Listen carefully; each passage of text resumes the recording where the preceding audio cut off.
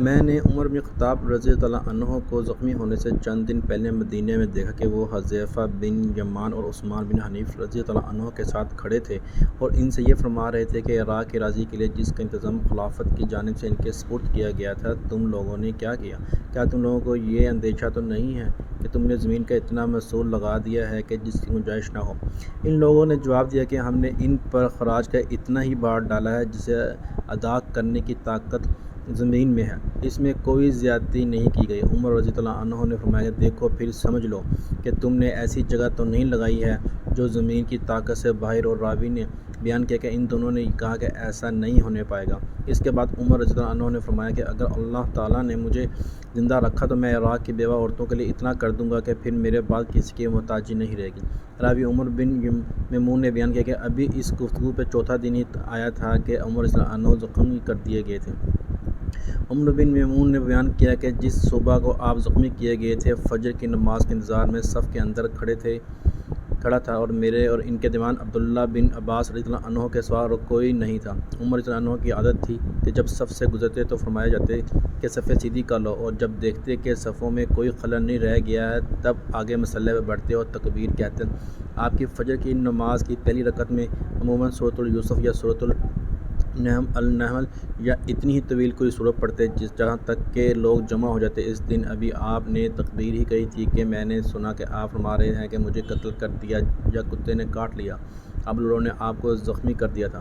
اس کے بعد وہ بدبخت اپنا دو دھاری خنجر لیے دوڑنے لگا اور دائیں اور بائیں جدھر بھی پھرتا تو لوگوں کو زخمی کرتا جاتا۔ اس طرح اس نے 13 آدمیوں کو زخمی کر دیا، جس میں 7 حضرات نے شہادت پائی، اور مسلمانوں میں سے ایک صاحب حنطان نامی نے یہ صورت حال دیکھی تو انہوں نے اس پر اپنی چادر ڈال دی۔ اس وقت کو جب یقین ہو گیا کہ اب پکڑ لیا جائے گا تو اس نے خود ہی اپنا بھی گلا کاٹ لیا۔ پھر عمر رضی اللہ عنہ نے عبد الرحمن بن عوف رضی اللہ عنہ کا ہاتھ پکڑ کر انہیں آگے بڑھا دیا۔ عمر بن میمون نے بیان کیا کہ جو لوگ عمر رضی اللہ عنہ کے قریب تھے انہوں نے بھی وہ صورتحال دیکھی جو میں دیکھ رہا تھا، لیکن جو لوگ مسجد کے کنارے پہ تھے پیچھے کے صفوں میں تو انہیں کچھ معلوم نہیں ہو سکا، البتہ چونکہ عمر رضی اللہ عنہ کی قرات نماز میں انہوں نے نہیں سنی تھی، سبحان اللہ کہتے رہے۔ آخر عبد الرحمن بن عوف رضی اللہ عنہ نے لوگوں کو بہت ہلکی نماز پڑھائی۔ پھر جب لوگ نماز سے پلٹے تو عمر رضی اللہ عنہ نے فرمایا، ابن عباس دیکھو مجھے کس نے زخمی کیا ہے؟ ابن عباس رضی اللہ عنہ نے تھوڑی دیر گھوم پھر کر دیکھا اور آ کر فرمایا کہ مغیرہ رضی اللہ عنہ کے غلام ابو لولو نے آپ کو زخمی کیا ہے۔ عمر رضی اللہ عنہ نے دریافت فرمایا کہ وہی جو کاریگر ہے؟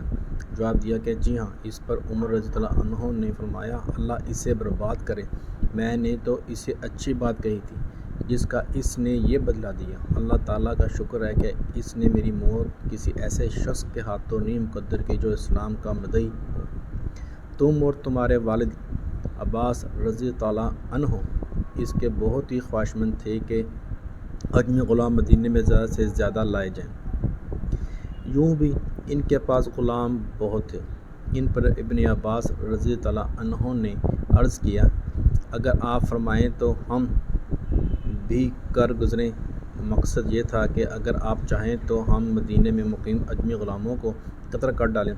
عمر رضی اللہ عنہ نے فرمایا، یہ انتہائی غلط فکر ہے، خصوصاً جب کہ تمہاری زبان میں وہ گفتگو کرتے ہیں، تمہارے قبلے کی طرف رخ کر کے نماز ادا کرتے ہیں اور تمہاری طرح حج کرتے ہیں۔ پھر عمر رضی اللہ عنہ کو ان کے گھر اٹھا کر لایا گیا اور ہم آپ کے ساتھ ساتھ آئے۔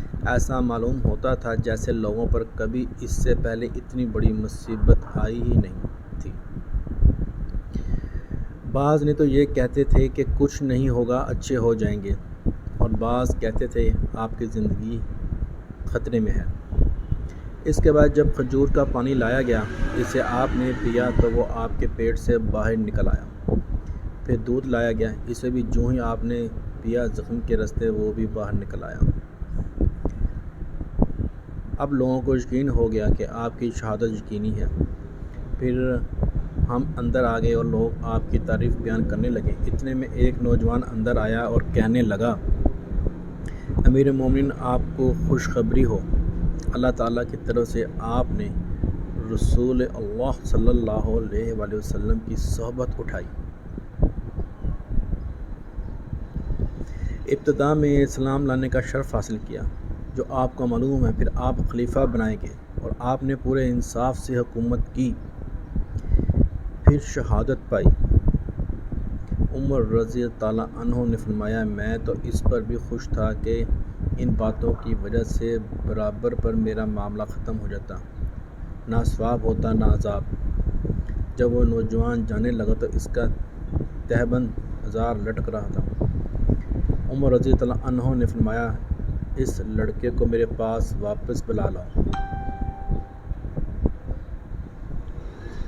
جب وہ آئے تو آپ نے فرمایا میرے بھتیجے، یہ اپنا کپڑا اوپر اٹھاؤ رکھو، اس سے تمہارا کپڑا بھی زیادہ دنوں چلے گا اور تمہارے رب سے تقوی کا بھی باعث ہے۔ اے عبداللہ بن عمر، دیکھو مجھ پر کتنا قرض ہے۔ جب لوگوں نے آپ پر قرض کا شمار کیا تو تقریباً 86,000 نکلا۔ عمر رضی اللہ عنہ نے اس پر فرمایا کہ اگر یہ قرض آل عمر کے مال سے ادا ہو سکے تو انہی کے مال سے اس کو ادا کرنا، ورنہ پھر بنی عدی بن کعب سے کہنا۔ اگر ان کے مال کے بعد بھی ادائیگی نہ ہو سکے تو قریش سے کہنا، ان کے سوا کسی سے امداد نہ طلب کرنا اور میری طرف سے اس قرض کو ادا کر دینا۔ اچھا، اب ام المومنین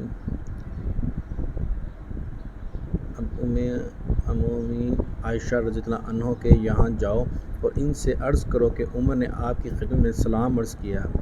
امیر المومنین میرے نام کے ساتھ نہ کہنا، کیونکہ اب میں مسلمانوں کا امیر نہیں رہا۔ تو ان سے عرض کرنا کہ عمر بن خطاب نے آپ سے اپنے دونوں ساتھیوں کے ساتھ دفن ہونے کی اجازت چاہیے۔ عبداللہ بن عمر رضی اللہ عنہ نے عائشہ رضی اللہ عنہ کی خدمت میں حاضر ہو کر سلام کیا اور اجازت لے کر اندر داخل ہوئے۔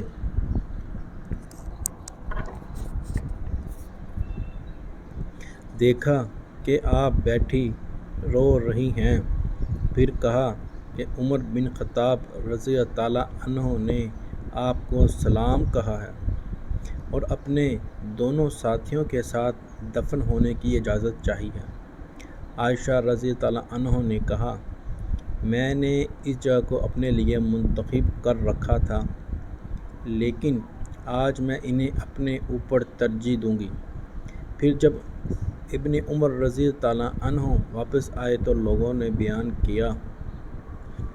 نے بتایا کہ عبداللہ آ گئے تو عمر رضی اللہ عنہ نے فرمایا کہ مجھے اٹھاؤ۔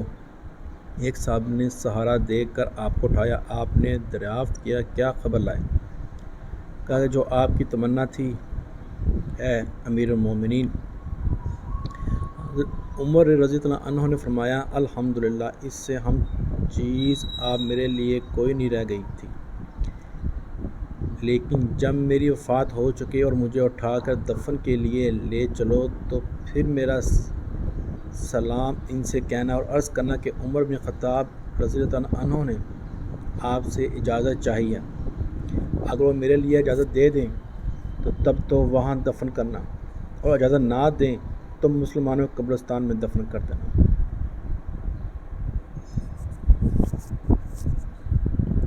اس کے بعد ام المومنین حفصہ رضی اللہ عنہا آئیں، ان کے ساتھ کچھ دوسری خواتین بھی آئیں۔ جب ہم نے انہیں دیکھا تو ہم اٹھ کے آپ عمر رضی اللہ عنہ کے قریب آئیں اور وہاں تھوڑی دیر تک آنسو بہاتی رہیں۔ پھر جب مردوں نے اندر آنے کی اجازت چاہی تو وہ مکان کے اندرونی حصے میں چلی گئیں اور ہم نے ان کے رونے کی آوازیں سنیں۔ پھر لوگوں نے عرض کیا امیر المومنین، خلافت کے لیے کوئی وصیت کر دیجیے۔ فرمایا کہ خلافت کا میں ان حضرات سے زیادہ اور کسی کو مستحق نہیں پاتا کہ رسول اللہ صلی اللہ علیہ وآلہ وسلم اپنی وفات تک جن سے راضی اور خوش تھے،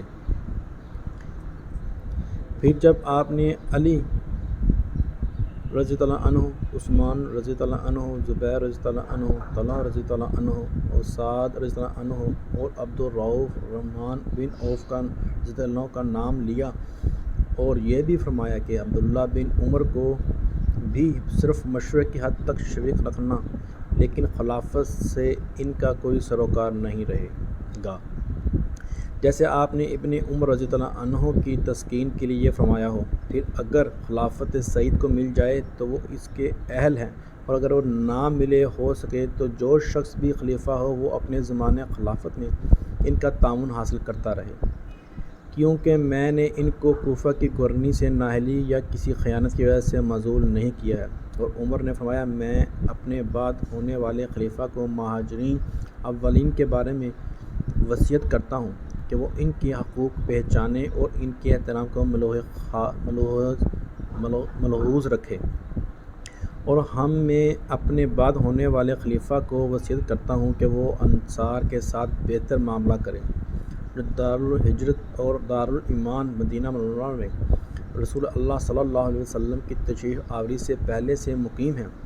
خلیفہ کو چاہیے کہ وہ ان کی نیکیوں کو نوازے اور ان کے بڑوں کو معاف کر دیا کرے، اور میں ہونے والے خلیفہ کو وصیت کرتا ہوں کہ شہری آبادی کے ساتھ بھی اچھا معاملہ رکھے کہ یہ لوگ اسلام کی مدد مال جمع کرنے کا ذریعہ اور اسلام کے دشمنوں کے لیے ایک مصیبت ہیں، اور یہ کہ ان سے وہی وصول کیا جائے جو ان کے پاس فاضل ہو اور ان کی خوشی سے لیا جائے، اور میں ہونے والے خلیفہ کو بدیوں کے ساتھ بھی اچھا معاملہ کرنے کی وصیت کرتا ہوں۔ وہ اصل عرب ہیں اور اسلام کی جڑ ہیں، اور یہ کہ ان سے ان کا بچا کچا مال وصول کیا جائے اور انہیں کے محتاجوں میں تقسیم کر دیا جائے، اور میں ہونے والے خلیفہ کو اللہ اور اس کے رسول کے عہد کی نگہداشت کی جو اسلامی حکومت کے تحت غیر مسلموں سے کیا ہے وصیت کرتا ہوں کہ ان سے کیے گئے عہد کو پورا کیا جائے، ان کی حفاظت کے لیے جنگ کی جائے اور ان کی حیثیت سے زیادہ ان پر بوجھ نہ ڈالا جائے۔ یا عمر رضی اللہ عنہ کی وفات ہو گئی تو ہم وہاں سے ان کو لے کر عائشہ رضی اللہ عنہ کے حجرے کی طرف آئے۔ عبداللہ بن عمر رضی اللہ عنہ نے اسلام کیا اور عرض کیا کہ عمر بن خطاب رضی اللہ عنہ نے اجازت چاہی ہے۔ ام المومنین نے کہا، انہیں یہیں دفن کیا جائے، چنانچہ وہ وہیں دفن ہوئے۔ پھر جب لوگ دفن سے فارغ ہو چکے تو وہ جماعت جن کے نام عمر رضی اللہ عنہ نے وفات سے پہلے بتائے تھے جمع ہوئی۔ عبد الرحمٰن بن عوف نے کہا، تمہیں اپنا معاملہ اپنے ہی میں سے 3 آدمیوں کے سپرد کر دینا چاہیے۔ اس پر زبیر رضی اللہ عنہ نے کہا کہ میں نے اپنا معاملہ علی رضی اللہ عنہ کے سپرد کیا۔ طلحہ رضی اللہ عنہ نے کہا کہ میں نے اپنا معاملہ عثمان رضی اللہ عنہ کے سپرد کرتا ہوں، اور سعید بن ابی وقاص رضی اللہ عنہ نے کہا کہ میں نے اپنا معاملہ عبد الرحمٰن بن عوف کے سپرد کیا۔ اس کے بعد عبد الرحمٰن عوف رضی اللہ عنہ نے عثمان اور علی رضی اللہ عنہ کو مخاطب کر کہا کہ آپ دونوں حضرات میں سے جو بھی خلافت سے اپنی برات ظاہر کریں ہم اس کو خلافت دیں گے، اور اللہ اس کا نگران و نگہبان ہو، اسلام کے حقوق کی ذمہ داری اس پر لازم ہوگی۔ ہر شخص کو غور کرنا چاہیے کہ اس کے خیال میں کون افضل ہے۔ اس پر یہ دونوں حضرات خاموش ہو گئے تو عبد الرحمٰن بن عوف رضی اللہ عنہ نے کہا کہ آپ حضرات اس انتخاب کی ذمہ داری مجھ پر ڈالتے ہیں، اللہ کی قسم میں آپ حضرات میں سے اس کو منتخب کروں گا جو سب میں افضل ہوگا۔ ان دونوں حضرات نے کہا کہ جی ہاں۔ پھر آپ نے ان دونوں میں سے ایک کا ہاتھ پکڑا اور فرمایا کہ آپ کی قربت رسول اللہ صلی اللہ علیہ وسلم سے ہے، اور ابتدا میں اسلام لانے کا شرف بھی، جیسا کہ آپ خود ہی معلوم ہے، بس اللہ آپ کا نگران ہے۔ اگر میں آپ کو خلیفہ بنا دوں تو کیا آپ عدل انصاف سے کام لیں گے؟ اور اگر عثمان رضی اللہ عنہ کو خلیفہ بنا دوں تو کیا آپ ان کے احکام سنیں گے اور ان کی اطاعت کریں گے؟ اس کے بعد دوسرے صاحب کو تنہائی میں لے جا کر ان سے بھی یہی کہا، اور جب ان سے وعدہ لے لیا تو فرمایا کہ اے عثمان اپنا ہاتھ بڑھائیے، چنانچہ انہوں نے ان سے بیعت کی، اور علی رضی اللہ عنہ نے بھی ان سے بیعت کی۔ پھر اہل مدینہ آئے اور سب نے بیعت کی۔ اگر آپ کو میری یہ ویڈیو میری تحریر پسند آئی ہے تو میرے چینل کو سبسکرائب کریں، ویڈیو کو لائک کریں اور اچھے کمنٹس کریں تاکہ میں موٹیویٹ ہو سکوں اور اس سے اچھی ویڈیو بنا سکوں۔ اگر میری ویڈیو میں کوئی غلطی کوتاہی ہو گئی ہو، کوئی ایسی لرزش ہو گئی ہو تو مجھے معاف کیجیے گا، اللہ ہی مجھے معاف فرمائے، اور کوئی ایسی بات ہو جو آپ مجھے کہنا چاہتے ہوں تو مجھے آپ کمنٹس میں ضرور شیئر کریں، میں اس پہ غور فکر کروں گا۔ شکریہ، السلام علیکم۔